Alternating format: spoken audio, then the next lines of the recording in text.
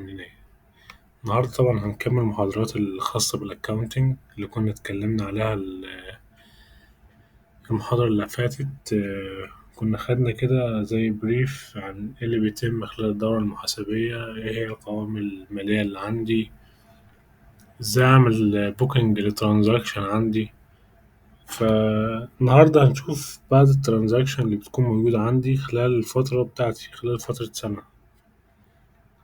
هنفترض دلوقتي إن أنا عندي opening balances. تمام بالكلام ده.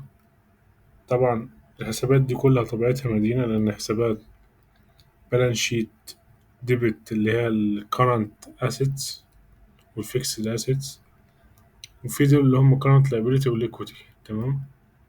فأنا هنا مثلا بفترض إن أنا جيت في موظف اتعين عندي جديد، صرفت له عهدة، فبقول إيه debit house fund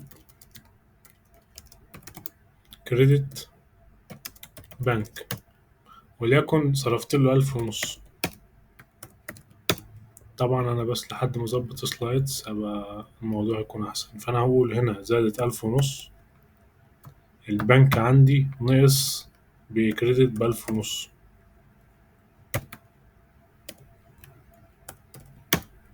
تمام. دي أول حاجة. جيت في موظف عندي طلب إن هو ياخد لون. تمام. فبقول إيه ديبت ستاف لون كريدت بنك، وليكن اديت له 500 جنيه مثلا. فباجي عند الستاف لون هنا بقول 500.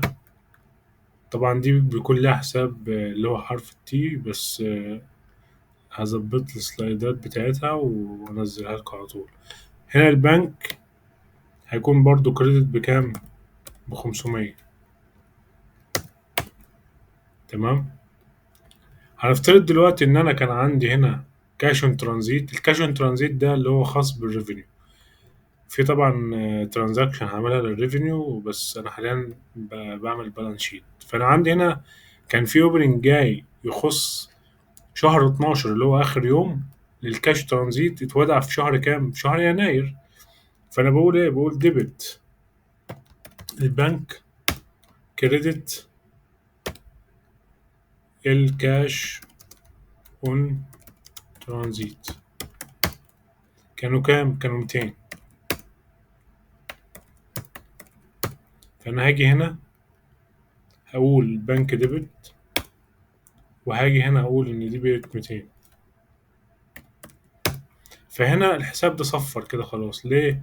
لان انا عملت ديبوزيت للمبلغ بتاع الكاش اللي هو كان بتاع الفروع، اودعته في البنك، فزودت بيه البنك ونقصت بيه الكاش اون ترانزيت. فكده انا ما عنديش غير كاش اون ترانزيت. هفترض ان ده يوم واحد، فلما ابتدي اسجل الترانزاكشنات اللي هي بتاعه الريفينيو اللي تخص يوم 1 يناير، هبتدي بقى ايه اسمي هنا في الحساب ده ديبت. تمام.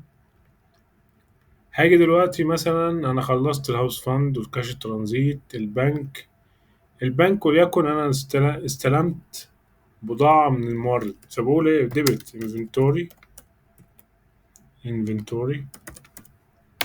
كريدت السبلاير، او اللي هنا هي اسمها accounts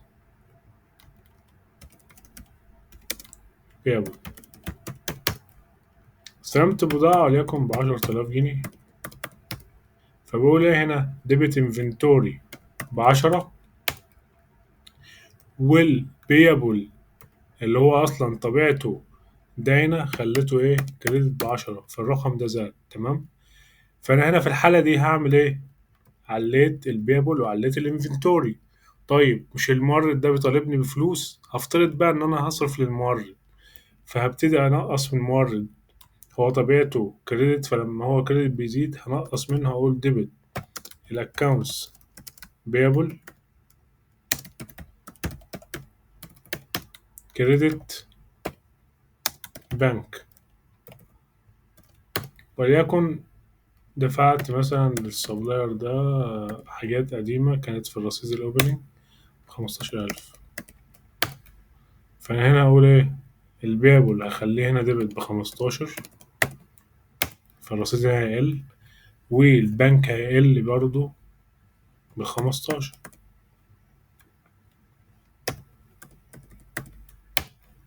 تمام. طبعا هنا الأرقام بس عشان وليكن إن أنا أخلي دي هنا 5 عشان البنك، أخلي دي 5، هنا هنخلي دي ب5000، وأنا هخلي دي ب5000. تمام، عشان بس البنك يكون ديبت. فأنا كده إيه خلصت الكلام ده. برضو للكريدت والفيزا والماستر نفس موضوع الكاش اون ترانزيت. لما ودعت آخر يوم في البنك فبقول ديبت البنك، كريدت كانت فيزا. طبعا هو كل حساب بيكون لوحده بس أنا مجمعهم مع بعض. ماستر كام الرقم؟ الرقم طالع ب1500، فهم دول اتوضعوا يوم 1/1 مثلا. أنا كل دي أرقام افتراضية بس عشان أفهمك الكونسبت بتاعها. فأنا أقول 1500 وابتدي أزود هنا ديبت زائد يساوي 1500. تمام. نلاحظ إيه؟ نلاحظ إن هنا لازم يكون العملية بتكون متساوية. الأصول الأسيتس، المعادلة الأسيتس بتساوي اللايبيليتيز بلس الإيكويتي. تمام. هنا نفترض إن أنا برضو أخدت بريبيد إكسبنس، فبقول إيه؟ بقول ديبت